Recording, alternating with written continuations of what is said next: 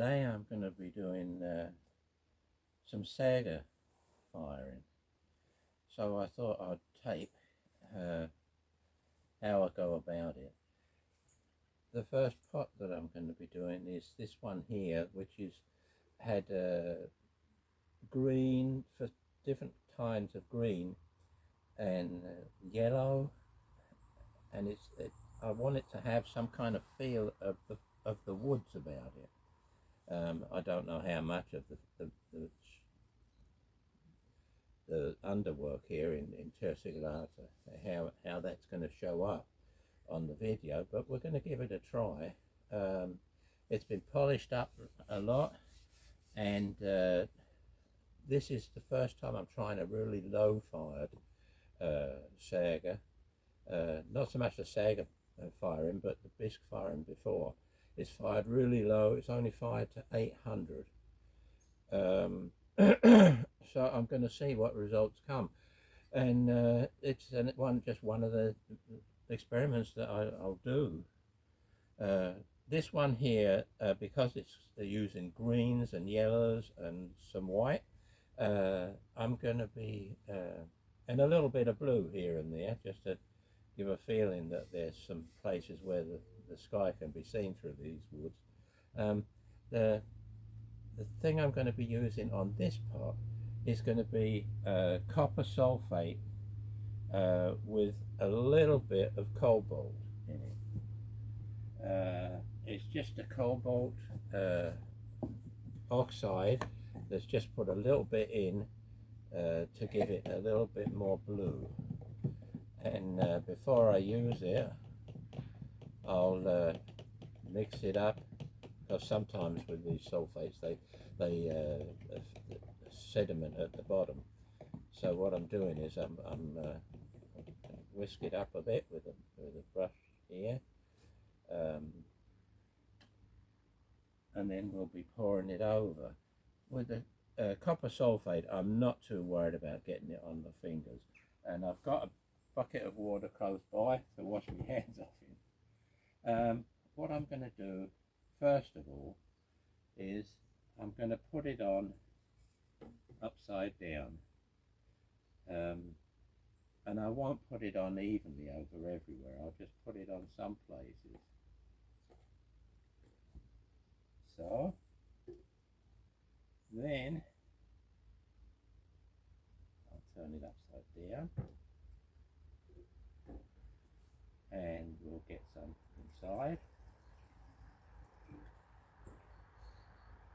and then I'm going to turn it around and tip it out.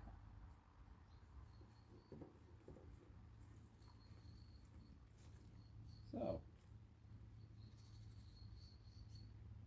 put it on paper towel. I always like a paper towel sitting here ready. And put the rest back in.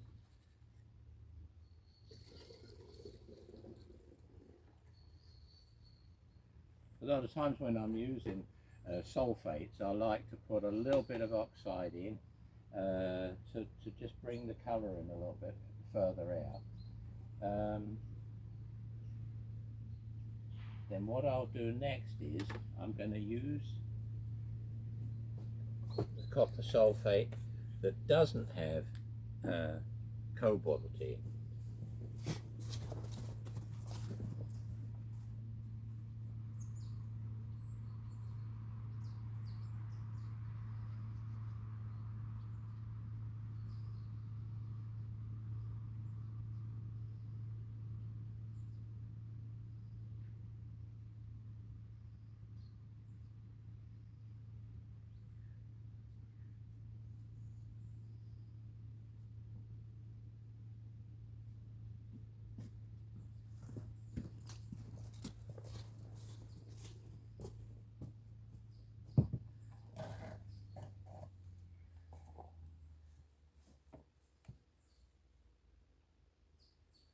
Just wash, I've got a bucket here, I'll just wash off the brush a bit.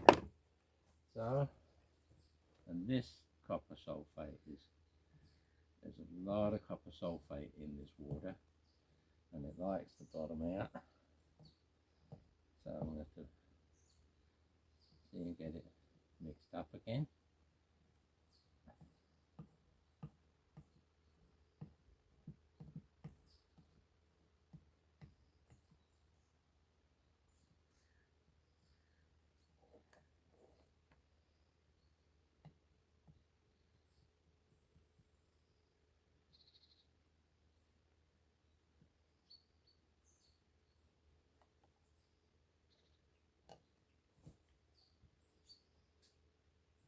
Make sure I mix it up a lot. I want enough of it on there. So, and now I'm going to be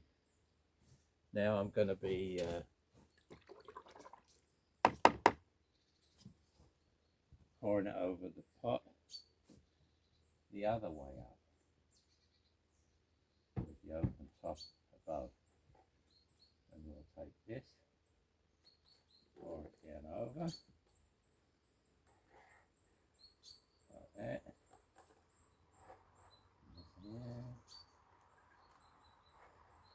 See, it gives a more of a blue sheen to it, or doesn't have to be very much.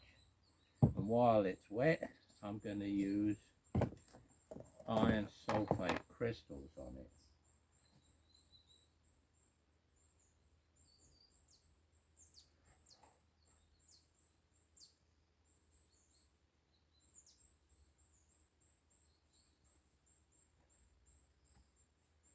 If it dries out a bit, I'll put a little bit more on.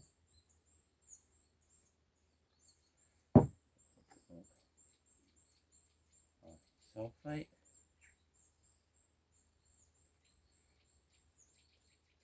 I don't hold back when I'm using this iron sulfate crystals. I make them myself. And what I like to do is, oh, let's see, I'm going to have to tip some of this back in.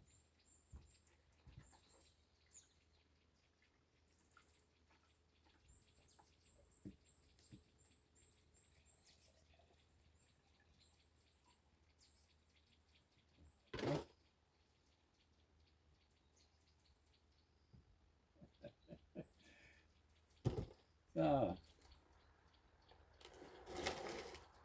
now I'm going to pour this over, just get a little drip here and there, like that, and that's that part of it. I'll just wash my fingers off.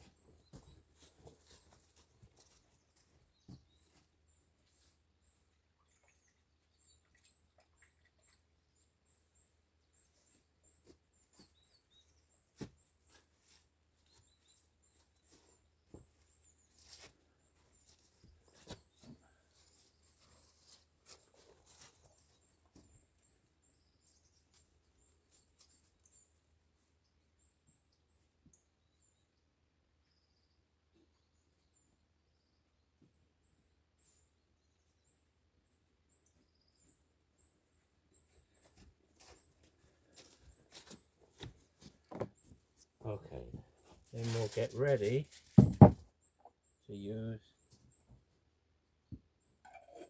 the aluminum foil. I like to use aluminum foil. I've tried other stuff, but I don't like it as much. I like aluminum foil, it has a good effect.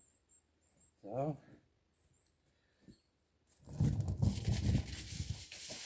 using the industrial size foil here.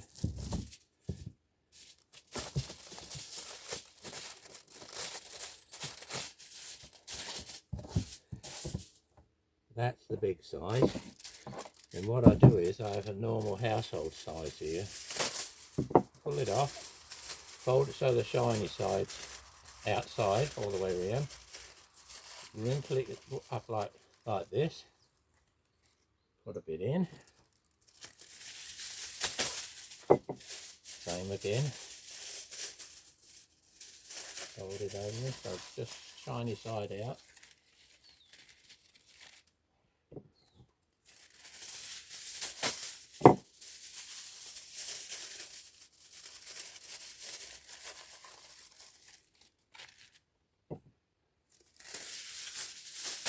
There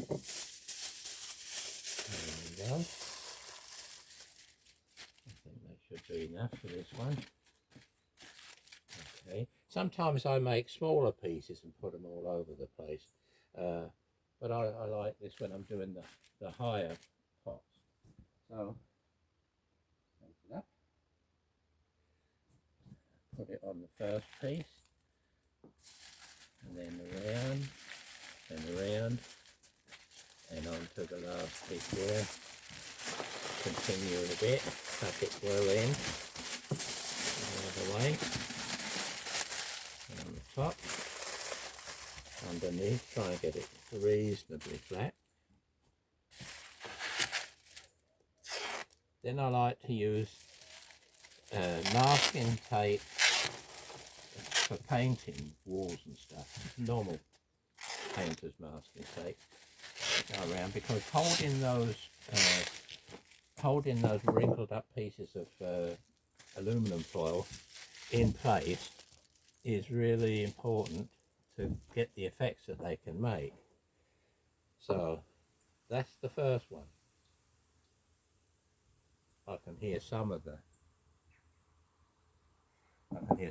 crystals have fallen a bit in there, but that's okay. Everything takes its time. It does.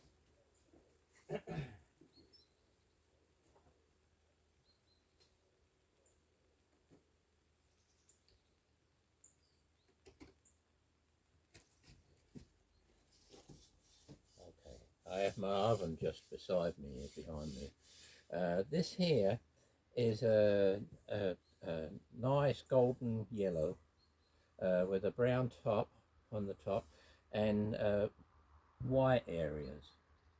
And what I've done is I've put a normal a ball clay terracotta over the whole thing first.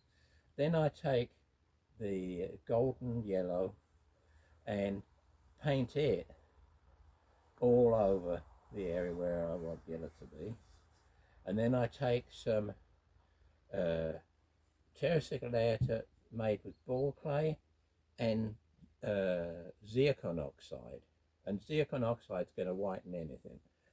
So I make this white up, and I put this and I brush it around to work it in the yellow underneath, and then try and even it out. I use a really soft brush, fine soft brush, like you'd use for painting, oil painting. I use one of them to get it nice and smooth, because when I put, I'm going to be putting it in yarn chloride, so I'll be using rubber gloves. But when I've got yarn chloride on where I want that, then I'll be putting the same crystals on this one, and they have a really nice effect on the yellows and the iron chloride. So a lot of the colours that are going to come out are going to be yellow and light red and dark red. You never can tell until you find it. But I don't want too much iron chloride on, because it gets too dark. So this is another situation. So we'll put the copper sulphate up, iron chloride forward. I guess I'm blocking a bit here from what you can see. Okay, put this over here. I'll just wash these two out and we'll get that done.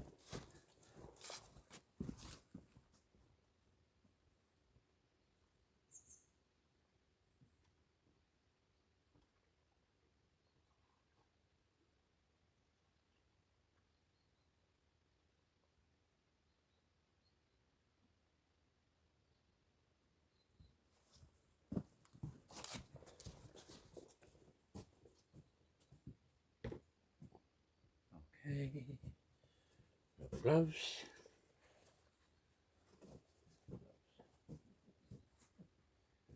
Okay, this one, I think first we're going to put some inside.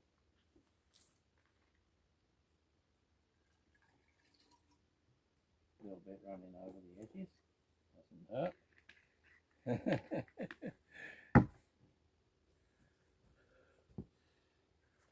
I like when I'm doing this part of the process. It's really playing with things. I like to try new, and I like to try things that might work, might not work. So, that's that bit.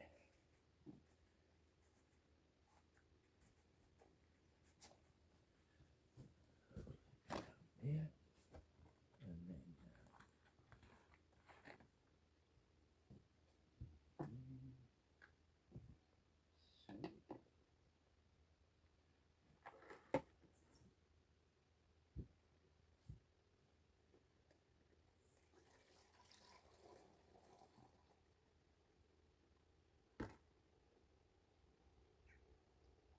the iron chloride I'm using today is dirty iron chloride. I've used it for several things, and sometimes when you're pouring it over the crystals and that, a little bit of it goes down in the wash, and it gets put up in the thing again. So it's a dirty iron chloride. Okay, put a little bit on.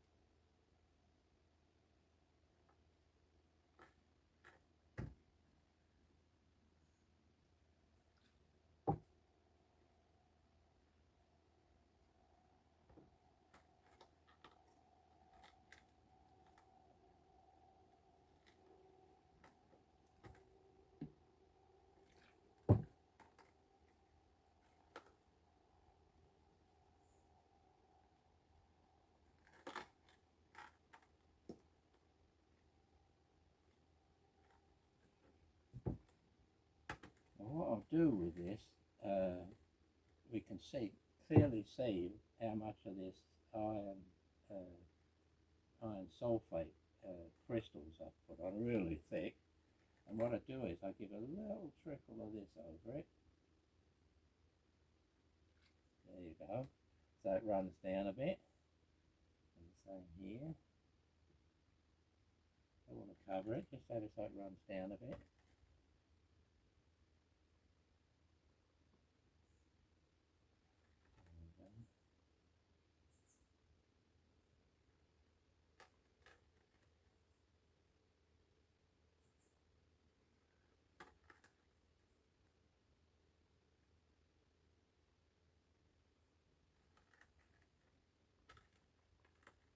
Maybe take a few other spots where we run a bit down.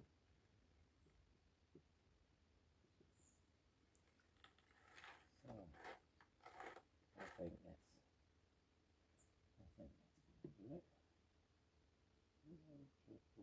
So there we go. Yeah. Wash the glove on your fingers.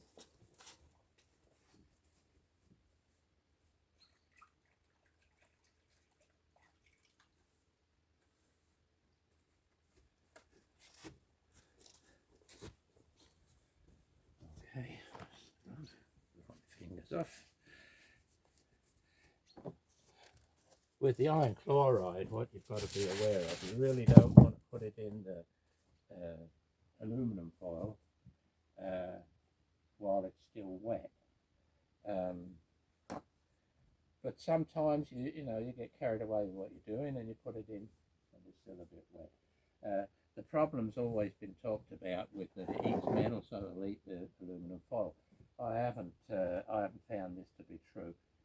Maybe in the longer time, it would eat it up, but it's not that much that's on this. It's a pretty thin layer, and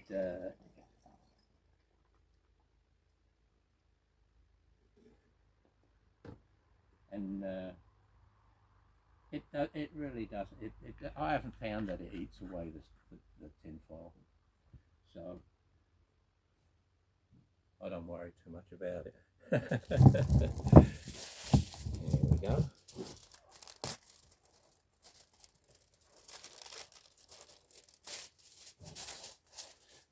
So, same as with the other one. I'm not crinkling up this tin foil here. The effects I want from the tin foil are going to come from these rolled up bits of folded up pieces of, and if you want to make more, you can do like this, fold it up and put it up like a small ball or whatever shape you get out of it, and make things that fit in with the general pattern of what you're doing, you know.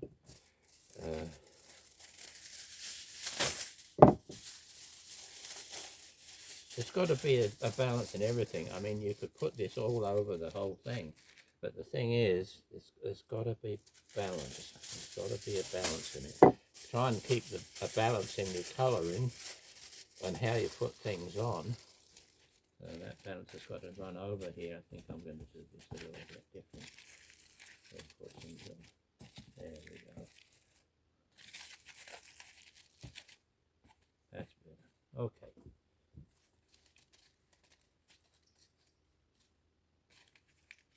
Yeah. Oh, here we go. It's a little bit wet still.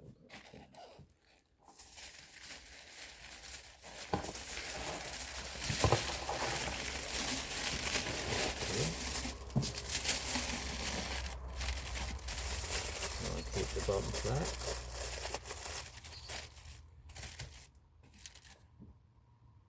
And the tape.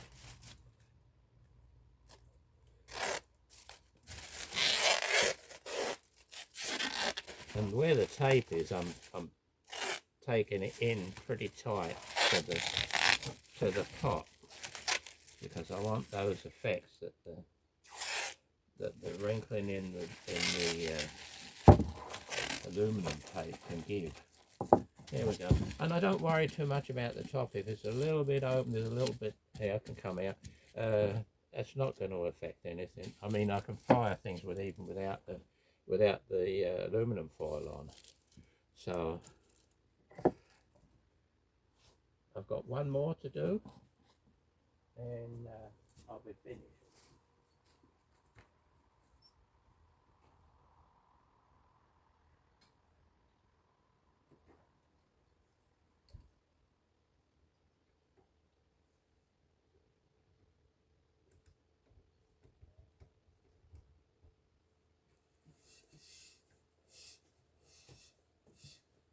This one is decorated a little bit different. It's one of the sky pots, and as you can see, it's more or less a picture of clouds in the sky, a nice golden white sky and the clouds, and it can't be too structured, it can't be too even, it's got to be simple and as it happens. You can't think it out. It just, when you've got the brush going and you're doing all this, or a sponge. I use a lot of sponge work on this one here. You put it on, and there's a feel to what's happening, and you just follow along with that. So this one is going to have iron chloride on it, but I'm going to use a new iron chloride, a new bottle, not the dirty iron chloride. So we'll put that away over here. We'll wash this off and we'll get a new bottle of iron chloride.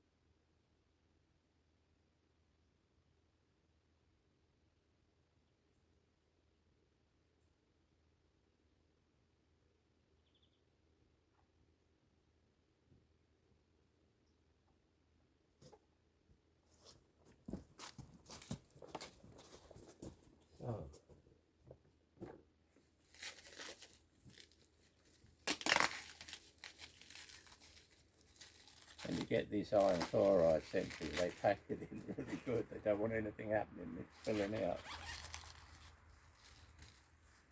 So, iron chloride, when I buy it in Germany, it's always 40%. There's no worry about that. Don't have to think, well, maybe it's stronger, maybe it's not. It always stands on at 40%.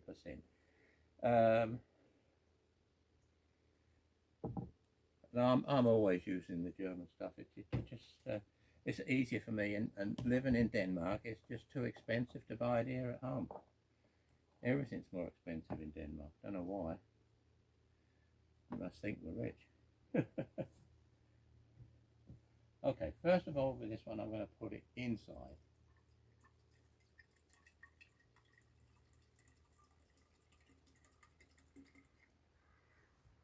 Okay, gloves on.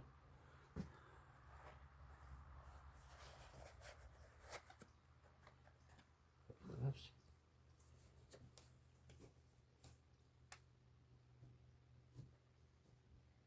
And open out.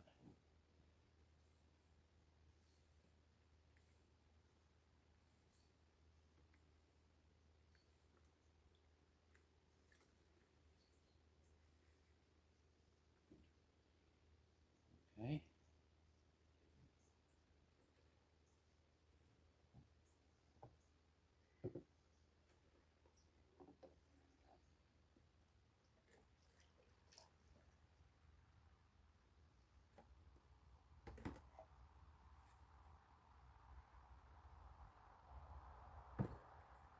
You'll notice the difference in colour in iron chloride is fresh and not mixed in with anything else.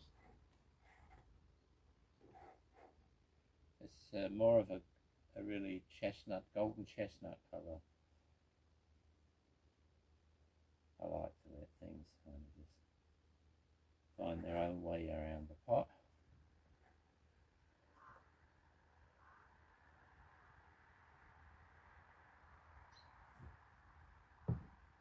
And I'm going to put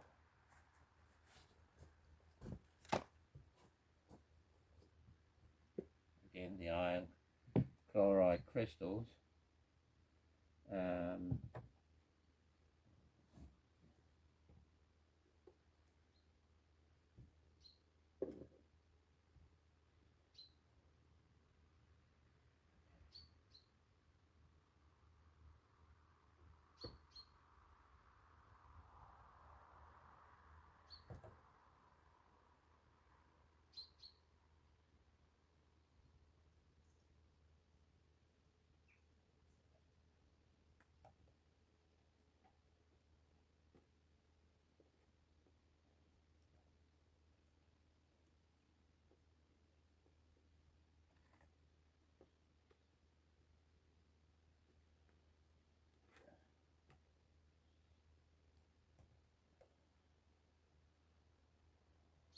There where the white's been, I'm trying to put a little bit more of it on.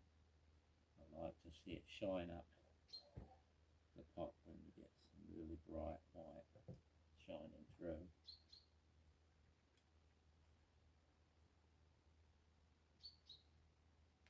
And these crystals, they make some really good effects. So, something I experiment a bit with. Sometimes I'll make it so they're hard crystals and you have to break them up, and then other times I'll just make it so they're just like this time, where it's like a paste. Just put it on. Okay. That's looking good up to now. It's looking good. Let's see what happens now. The dribbles down.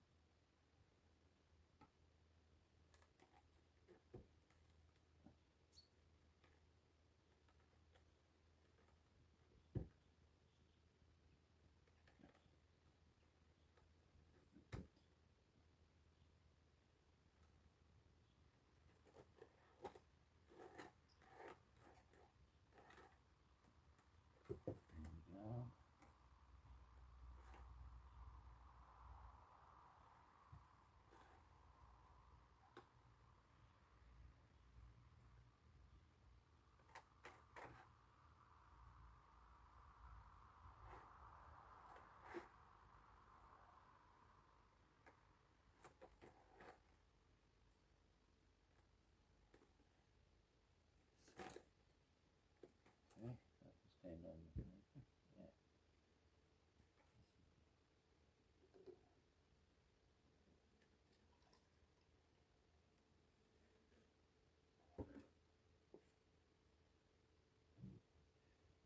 hands and the glove.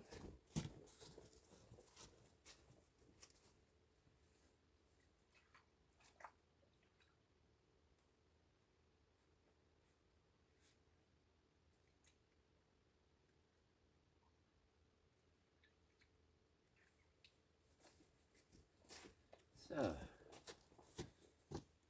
we go. It's looking good.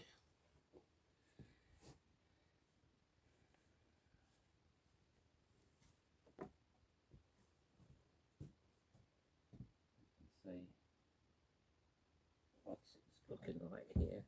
You can see the way the crystals have gone with the wash as the run has come down. It's just washed it a little layer, and that's the way it's supposed to be. And up here where it's white, it's a little bit thicker. And there's some areas where there's nothing on. It's kind of interesting to see what the pot does with that when it's in the firing. So again, large size aluminum foil. So, and again, a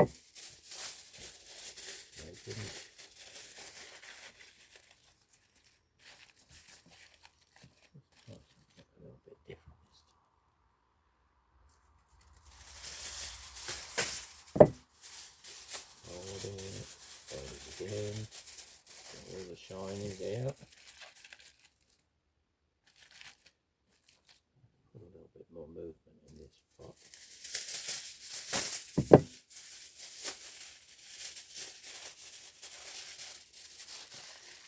I think when you're firing with this kind of ceramics, you need to be a child. You need to play with it because it's something you can play with always. I mean, you get the most amazing results without having to be too serious about it.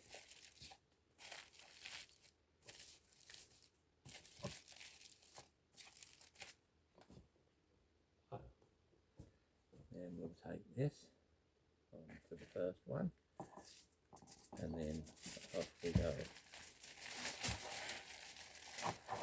So, put in the top,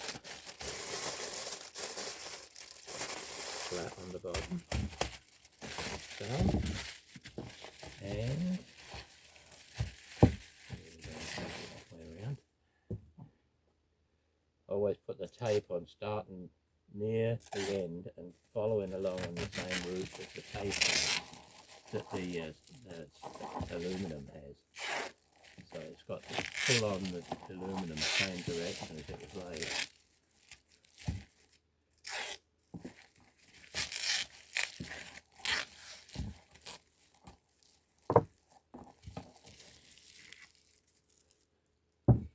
It's amazing the things you can use when you're saggar firing.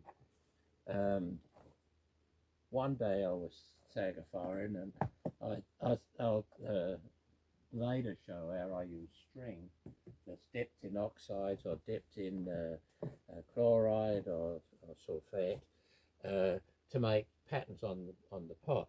But one day I thought to myself, what happens if I put it gaffer tape on inside the stanniole on the pot? So I cut very thin strips of gaffer tape, and the result was fantastic. I was completely surprised by it. But that's the way it is. Sometimes you play with things and you try things. Some things, and naturally that's the most of it, doesn't work. Because after a while you've exhausted the known possibilities, and you're on your own. You've got to figure it out yourself. No one to say, oh well, he thought that, or they did this. No, you've got to figure it out yourself, and it's fun, like a puzzle. All the paper, make sure it gets put in the rubbish. Don't want kids getting hold of it or something like that.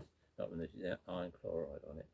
Okay, this is the part of the packing in of and preparing for a saggar firing. And you can see I've got three reasonably good sized pots, that I'm going to fire today. And what I'll do is I'll take a little video each time I fire one of them. So, and the packing out and what happens there, and the cleaning up and the polishing and everything. So you see the whole process. So, but for this video, this is enough. I've showed you what I do before I put them in the oven, and I'll go set up the oven, and then we'll start on video number 2.